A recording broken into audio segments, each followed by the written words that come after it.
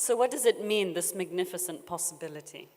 And if you were to imagine that we're souls with a toolkit, and part of our toolkit is this physical body, a mental body, and an ego, but at our core, we're a being of energy that is comprised of a frequency of vibration, a frequency of light, our soul. And it's through our existing that this light can be known, that our soul can be known. Our unique light, the essence of who we are. And my essence is different than the essence of another. Each of us is unique. And this light is what makes us special. It's what brings our unique contribution to the world. It is what we are. We aren't an accountant or an HR manager or a CEO. We're far more expansive than that. And our jobs are something that we do. It is a way for us to express our souls. It's a way for us to be known. And so what makes you able to be the best at your job? It is by being true to who you truly are. I'm going to talk about 3 areas where the essence of our being can be known. And as organizations, we foster an environment where these are nurtured. We tap into the true potential not only of individuals, but also of an organization. And they are authenticity, intuition, and connection. So think about how your organizations enable these to be nurtured. You could say, when we start off with connection, that if you breathe, you yearn to connect. It is what you can consider the underlying yearning of anyone who has been born. And why is that?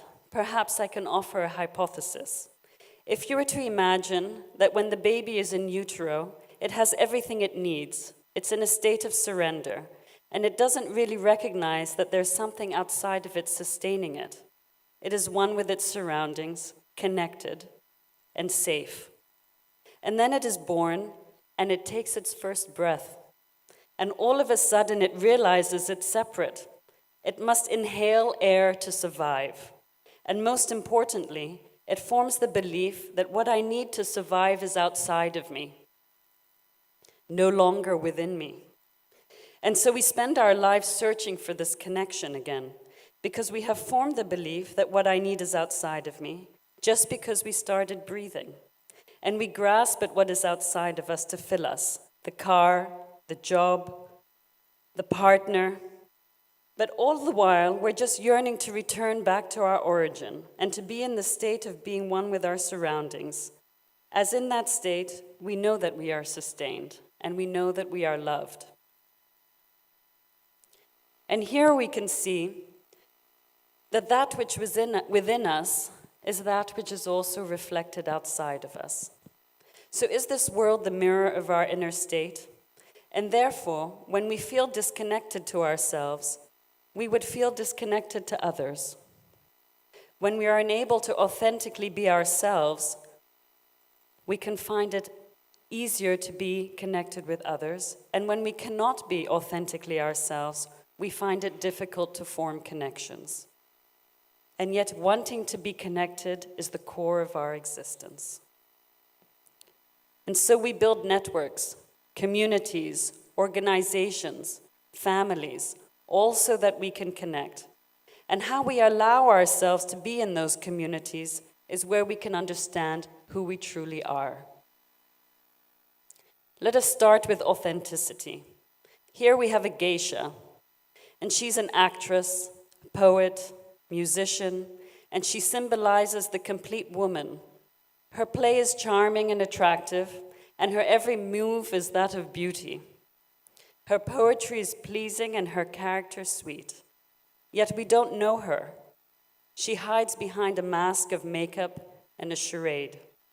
And some may say they don't want to know her. They like the role that she plays. And what about you? What role are you playing? Who are you beneath the mask? So here we have what you can consider an iceberg of diversity. On the surface, we have our labels, what is apparent, like gender, race, or job rank. But if we think about what does diversity actually offer, it offers what lies beneath the surface, the approach, the attitude, the essence of our being. And studies have been done about the value of diversity, but it isn't about the gender or race that makes us different and what adds value. It's what lies beneath the surface. Over 20 years ago, I was working in Shell in London on a project on diversity and inclusiveness in Shell. And so we interviewed a lot of senior people at the time, two of which stand out to me to this day. The first was a lady who at the time was the most senior woman in Shell. That is the most senior woman out of 100,000 staff worldwide. And she said, every day I go to work and I wear a mask. And she essentially becomes a man. And after many years of wearing it, she said, I find it difficult to differentiate who I am and who the mask is.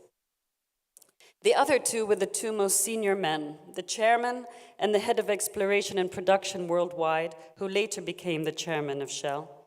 And so when asked the question, why is there no one that isn't an Anglo-Saxon male on the committee of managing directors? He said, because no one can do it. None of them can do it. And so the chairman responded, what do you mean? That no one in Nigeria, for example, can be a managing director, a country with over 150 million people, Nobel Prize winners, and yet you're saying that none of them can do it? And so the chairman spoke of what is termed as institutionalized racism, where there is a way in which we judge merit. It is based on the leader's frame of reference. And so we can even consider the possibility that to work in a different way from the leader would be unaccepted. And so you can end up with notions, for example, that every leader needs to be an alpha male. And so now, over 20 years later, how much of that perspective has changed in the valuing of human beings and what they bring, in their essence, in being authentic? And yes, we can say that there has been progress in statistics of diversity. But if senior women are pretending to be men, how effective have we been at capturing the benefits? And is it only about women who feel pressured to be something they are not, but men as well? Something as simple as not feeling comfortable to voice your opinion, or the resistance to something that you can't speak out about, can have catastrophic implications on an organization. And of course, all of us have seen these examples. And so I offer you a question to contemplate.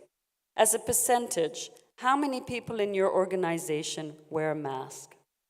How many of you are wearing a mask? And what can be done to enable them to let go of these masks? How can you let go of your mask? The next aspect is intuition, the brain versus the heart. And we have been conditioned by societal constructs that logic is king. But if we were to consider that logic is based on the accumulation of historical data and the drawing of conclusions based on one's beliefs and perspectives, does it really offer a full picture? As the future won't necessarily repeat the past, and also beliefs are subjective and belong to the one who holds the belief. Intuition, you can say, on the other hand, comes from an omniscient space. Its only limitation is whether or not you listen to it. But it isn't limited by beliefs nor history, as it comes from the part of you that is connected and one with everything. So if you were to consider that in every moment of your existence, you register about 4,000 units of data from the time that you were in the womb, and all of this data is stored on your hard drive, the subconscious mind. How you bring that data to the conscious or to your RAM is through the software of your beliefs. So if, for example, you believe that you're bad at math, your software isn't programmed to retract the data you require to solve the math problem. And so you can say that the conscious mind only holds about 12% of the data you have registered. This is your logic. Whereas the subconscious holds the other 88% as well. And so what does your intuition access? All of it. All of the 4,000 message units of data that you have been accumulating since the time you were in the womb, in every moment of your existence.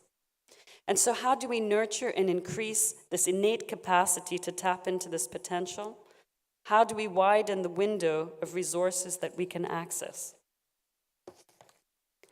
By letting go of fear, as fear prevents us from seeing clearly. And so I will leave you with another question. How, as an organization, do you enable people to feel safe? Safe to explore, safe to be themselves, safe to be creative, safe to be authentic and to exist out of the box? Fear is the root of all limitation.